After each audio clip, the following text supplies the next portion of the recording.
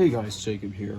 So, before I show the puzzle in this video, I'm going to give a little backstory. So, up until about 2010, the 7x7 was the biggest cube you could buy. That changed when this got released. Now, this is the original Yushin 11x11. People were very excited when it came out, because, I mean, look at this thing. But at the same time, look at this thing. It's way too big. Like, I can't even wrap my hands around it, and I'm a grown man. But, still though, it's an awesome puzzle. I just wish it wasn't so big. Well, the puzzle in this video solves that problem. This is also an 11x11, but it is a lot smaller. This is a 60mm 11x11. It is actually the exact same size as a 4x4. Each of these little pieces is only 4mm wide. Now, I was able to print this puzzle by using the .25 nozzle on my Prusa Mark IV. And as you can see, these pieces turned out very well. And now to get on with the turning. The turning is okay, but as you can see, it just popped on me. Now that is actually the first time any pieces have popped out while turning, so it's kind of well, didn't really think I'd get that on camera, but anyway, after I fix this pop, I'm gonna show some more of the turning. I guess I was just going a little too rough there.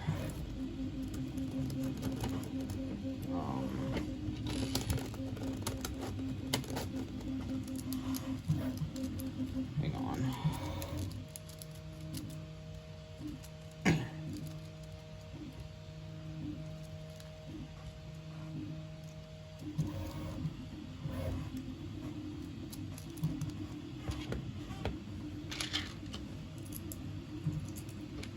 And as you can see, I just used a basic V-cube mechanism. So anyway, the turning is overall not bad for what it is, but some of the layers are pretty catchy. I'd say the second layer is by far the worst. It actually helps a lot to have it sitting on a table when doing them, because you can see it gets caught like crazy, the second layer. And then the third layer, it's still kind of catchy, but it's a little better. And then the fourth and fifth layers aren't a problem at all. So now I'm going to put this cube in the checkerboard pattern.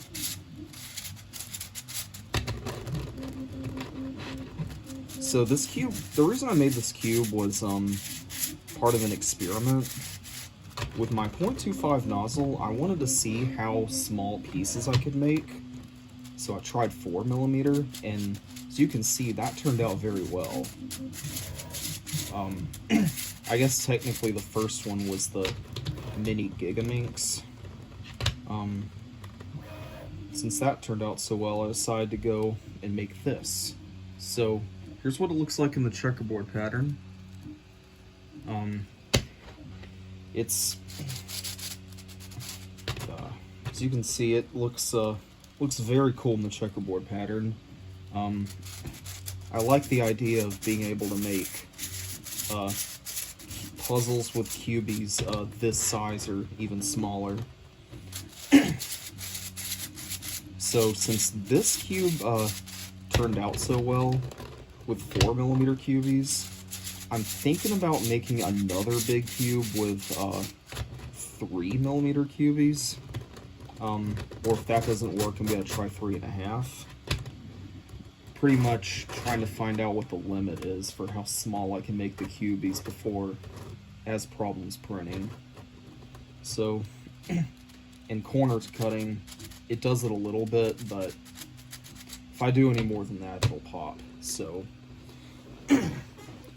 once again, here it is next to the first mass-produced 11x11. It is about half the size. And this is what the mechanism looks like of the first ever 11x11. It is basically just a V-Cube 7, but with more pieces. I used pretty much the exact same mechanism in this cube.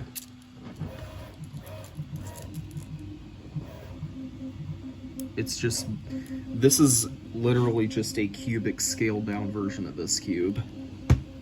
So,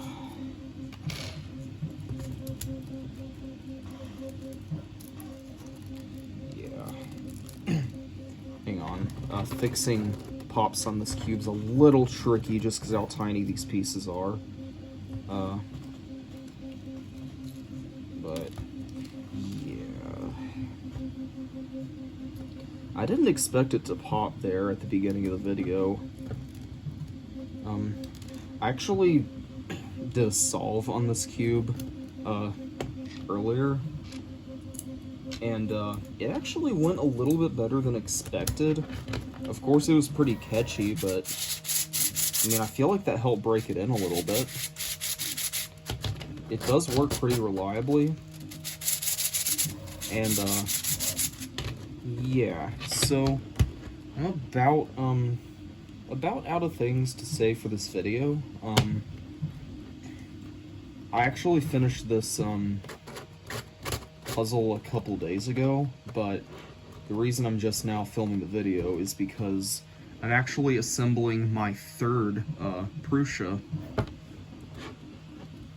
So I should be finished with that tonight, and then when I get this one up and running, I'll be able to take advantage of having 3 printers instead of just 2. So looking forward to that. Hopefully that means I can get more puzzles out in a shorter time. So with that said, thanks for watching, and I'll see you in the next video.